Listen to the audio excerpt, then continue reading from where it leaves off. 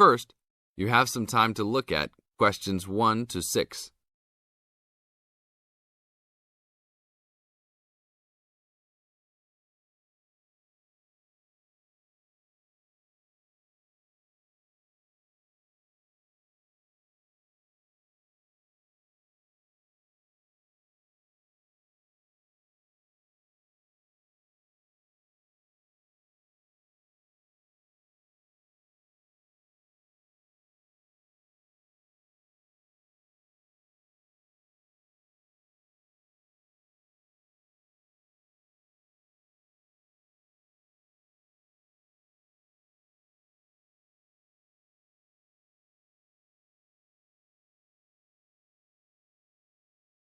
Now listen to the tape and answer questions 1 to 6.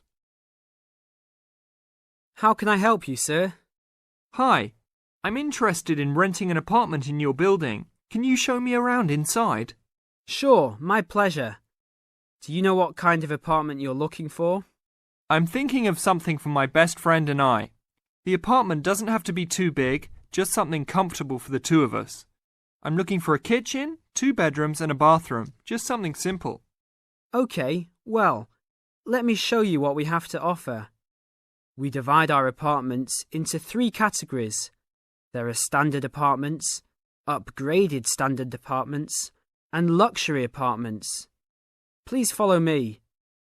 This apartment just went up for rent yesterday. The old tenants moved into a larger one. This apartment is what I call the standard apartment. It's small, but has everything you need. The kitchen comes with a refrigerator, an oven, and a stove. There is 1 bathroom with a shower, but no bathtub. The rooms are a good size, and both have their own closets. The living room has enough space for a couch. We will provide a television for you. These apartments are very popular with students because they are affordable and practical. Right now, we are renting these out for only $1,000 a month.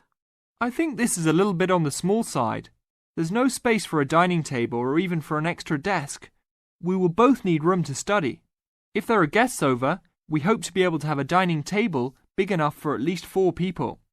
Do you have anything slightly larger? Maybe just an apartment with a bigger living room? Well, let's take a look. Right now, we also have an opening for a luxury apartment. This apartment is larger. It has 3 bedrooms, and all 3 are larger than the last one. And there are 2 bathrooms, and all have bathtubs. The kitchen is also larger, and come with an additional dishwasher and freezer. The living space has plenty of space for a dining room. How much is the rent on these apartments? These are more expensive, usually in the $2,500 range. Don't forget that there is an additional bedroom, so you could find another roommate to lower the cost. I think that's a little bit on the expensive side. We don't really have the time to find another roommate, so it's probably better to stick with the 2-bedroom places. Is there anything between these 2? Come with me. I can show you this apartment right now. But there are people living in it. There are no more of these kinds of apartments available at this moment. But if you decide that you like it, I can put you on the waiting list. And as soon as we have openings, you will be contacted. Sure, let's take a look. This is the upgraded standard apartment. As you can see, it's larger than the other 2-bedroom apartment. There are 2 bedrooms and 2 bathrooms, 1 in each room. The living room comes with a television, but no furniture. The kitchen is around the same size as the other smaller apartment. The basic difference is the additional bathroom and larger living room. These rent for around $1,400. Now look at questions 7 to 10.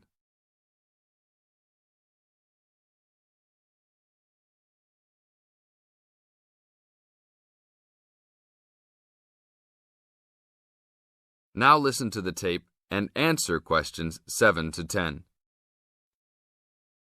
Seems like a good deal.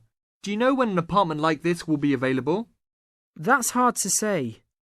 I know these people who live here right now should be graduating soon, so they might be moving out. Well, I guess I'll put my name on the waiting list. Hopefully there'll be an opening as soon as possible. That sounds like a good plan. I will notify you as soon as we have vacancies. You will have to leave us some information and a student identification number. Sure, no problem. My full name is Robert Jack Browning. Could I have your age, please? I'm 38. Your major? I'm studying biology. How about naming some of your hobbies?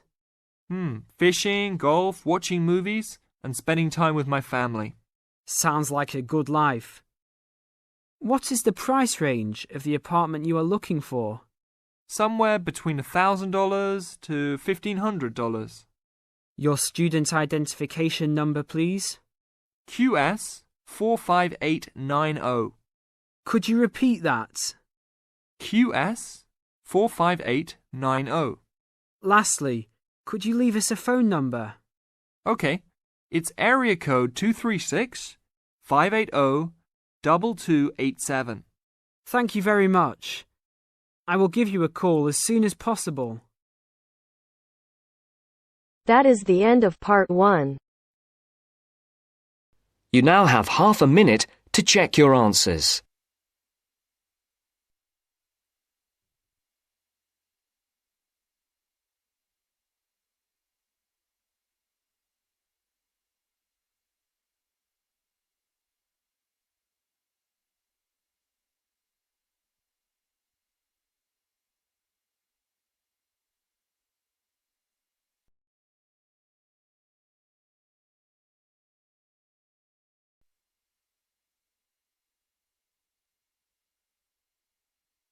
Now turns to part 2. Part 2. You are going to hear the director of the Leadership Council give his welcome address at a convention. First, you have some time to look at questions 11 to 15.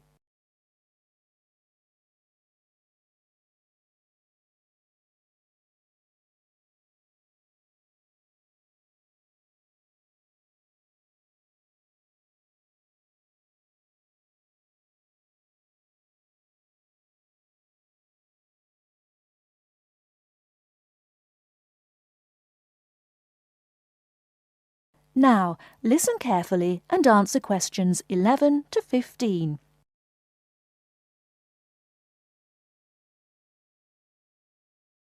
Ladies and gentlemen, can I have your attention, please? Please find your seats. Snacks will be available all day long. Thank you. Allow me to first introduce myself. I am Joe Steinke, Director of the Leadership Council. On behalf of the Organizing Committee for the 8th Annual Leadership Conference, I welcome you all to San Dimas, California, for a special session on postmodern solutions. We have people attending from as far away as Toronto, New York, and even the Bahamas. Frankly, I wish we had gone to you there. But we're very glad you're all here. Let me say further that this will be our largest conference yet. Registrations have far surpassed our expectations. For the first 3 days, we will be hosting more than 325 participants for lectures and workshops. Another 100 will be joining us for our final 2 days and culminating session on Friday evening. We also have a larger selection of seminars than ever, a total of 32. Because we know that you all will want to attend a few special sessions, we will repeat key seminars each day. So there will actually be 38 sessions. I'm sure you will all be pleased with the content and the quality of speakers.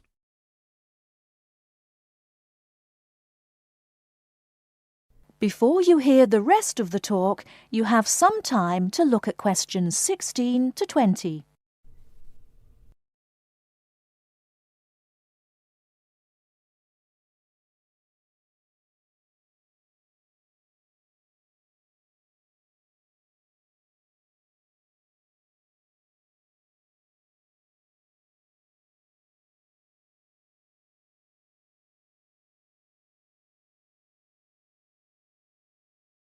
Now listen and answer questions 16 to 20.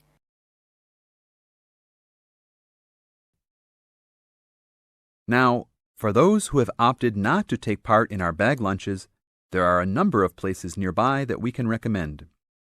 We are located here in the convention center just across the street from the Harford Shopping Mall, and the place we most recommend is Vital's, which is just west across Queen Street on the opposite corner. Please be careful crossing both streets, however, as we don't want to lose any participants.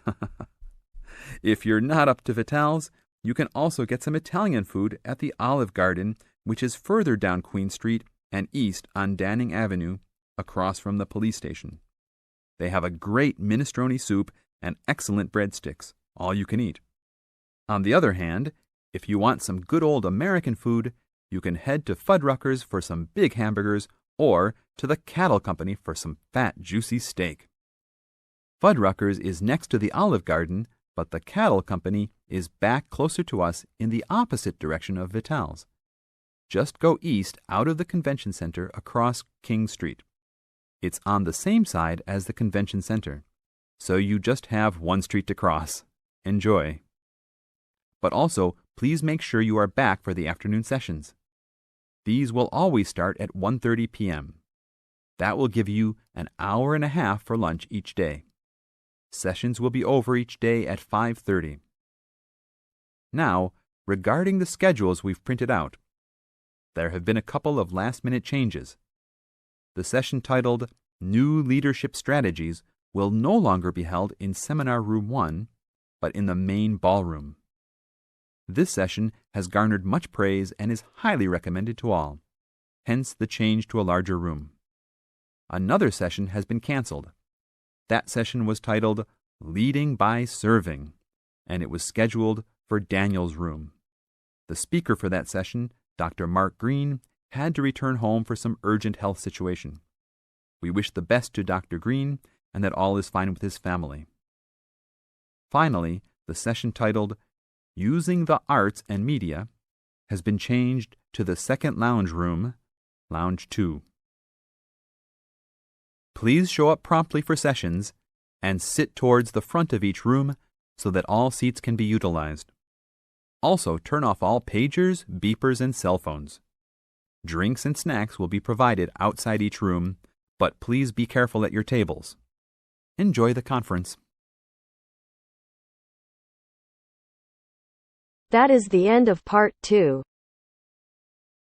You now have half a minute to check your answers.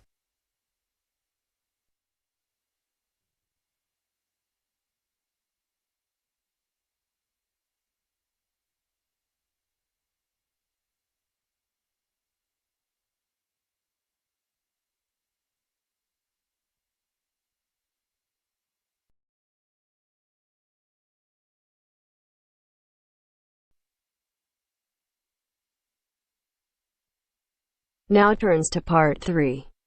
Part 3. You will hear part of a radio program about do-it-yourself house painting. First, you have some time to look at questions 21 to 24.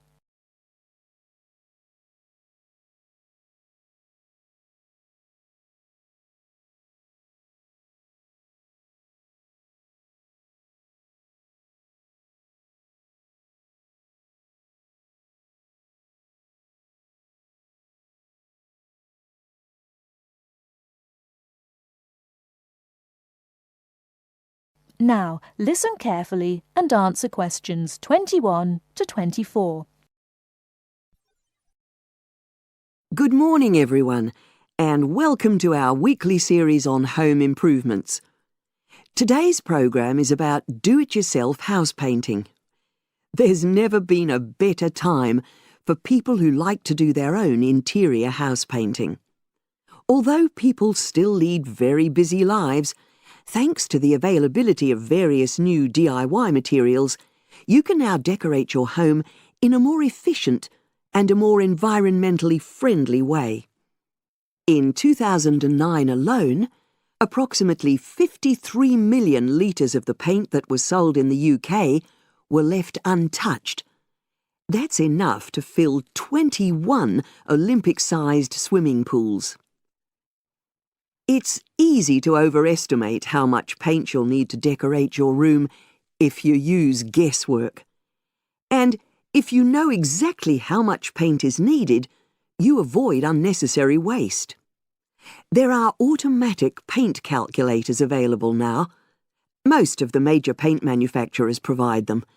Look on their websites or just Google paint calculator and see what comes up. Then simply measure the circumference and height of the room in metres, enter this into the calculator along with the type of surface you're painting, and it will tell you how many litres of paint you'll need. But if you do end up with leftover paint, you can donate it to an organisation like Community Repaint. They will take the paint from you and redistribute it to local charities and voluntary organisations, so it goes to a good home. You can find more information about Community Repaint on communityrepaint, all one word, .org.uk.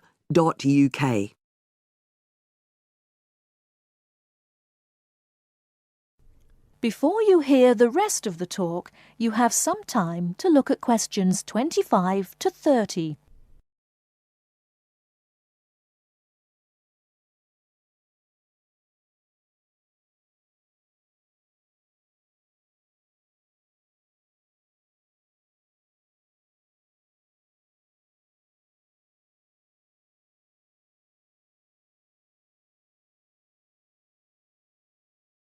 Now listen and answer questions 25 to 30.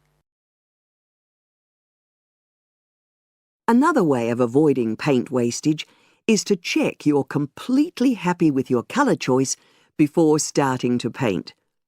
For example, you can get a small sample of the colour you're thinking of using, then paint a board and move it around the room, so you can see how it looks against your furnishings and in different lights.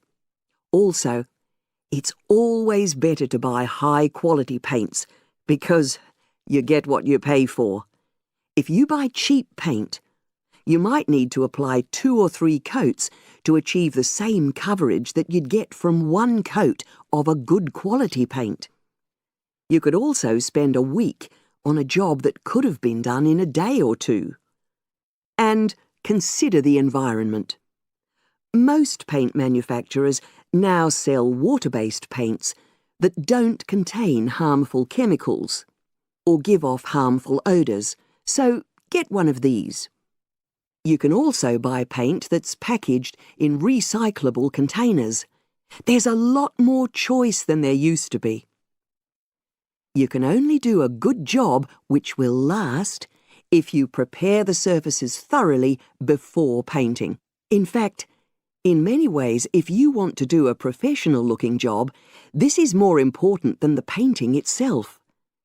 If there are any cracks or patches of loose plaster, painting over them won't solve the problem. Take the plaster out and fill the holes, allowing enough time for the new plaster to dry. And you won't get a smooth finish if the walls are dusty or greasy. So washing with water isn't enough. Use a solution of decorator's soap and rinse well with warm water afterwards. When you're ready to paint, we suggest you use a medium pile roller for walls and ceilings. A lot of people tend to use short pile rollers, but these give a patchy finish, and that wastes paint and time. Similarly, long pile rollers can create a thick textured effect, which looks messy. The same goes for brushes. The stronger the bristles, the easier they are to wash and reuse. And as you've chosen a water-based paint, clean your brushes with cold water, because it's more energy efficient that way. As you're decorating, keep transferring small amounts of paint into a tray and keep topping it up when you need to. This reduces the chance of it being contaminated by dust and pieces of dirt. And finally, water-based paint doesn't have a lingering smell, so that's not an issue anymore. but it's airflow rather than heat that helps the paint dry quicker. So, to help finish the job in the quickest time, leave your doors and windows open. The faster the paint is dry and the job finished, the quicker you can start enjoying your room. In tomorrow's programme, I'll be giving some advice on... That is the end of section 2. That is the end of part 3. You now have half a minute to check your answers.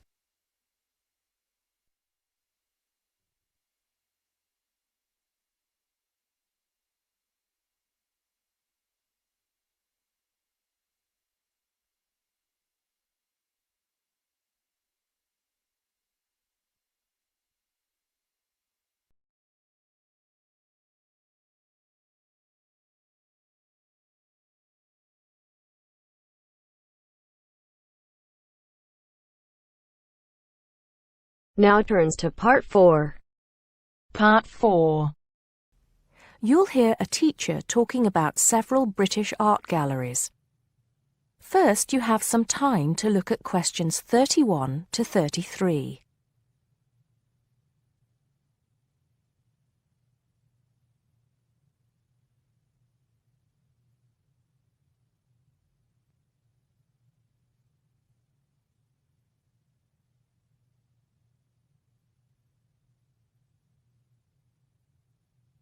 Now listen carefully and answer questions 31 to 33.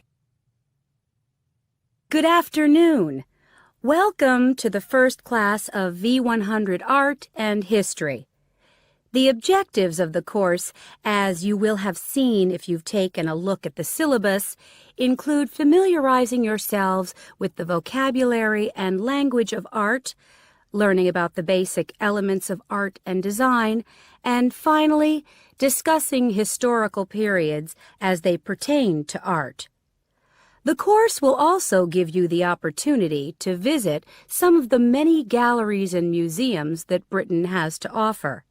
So, having said that, I'd like to spend the rest of today's class talking about 4 of the more important galleries that we will be visiting in the coming year.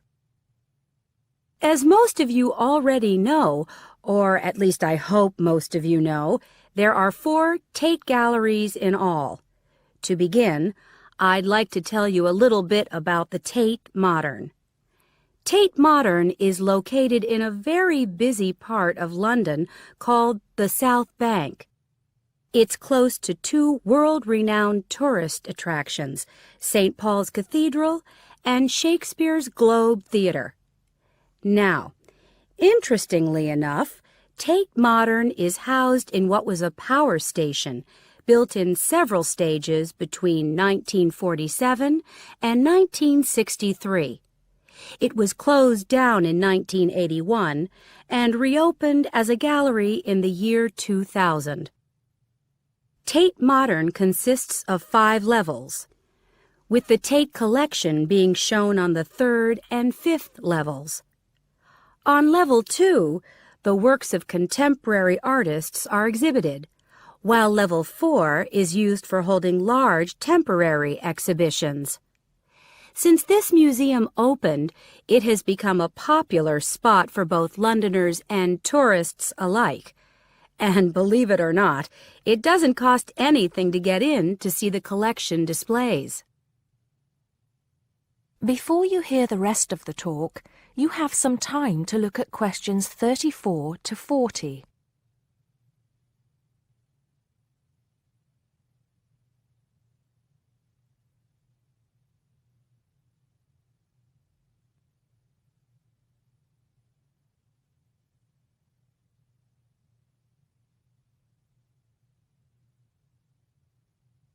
Now listen and answer questions 34 to 40. Now, the second gallery I'd like to talk about is Tate St. Ives, which is in Cornwall. It was built on the site of a gasworks, and it overlooks Porthmeor Beach. Tate St. Ives is housed in a 3-story building that was designed by the architects Evans and Shalluf.